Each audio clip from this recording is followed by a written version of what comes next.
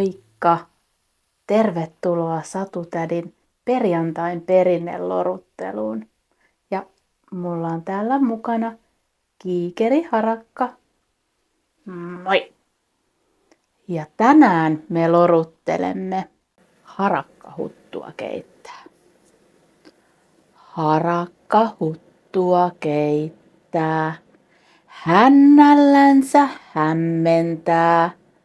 Käyttää sulkakämmentään ja suolat joukkoon heittää.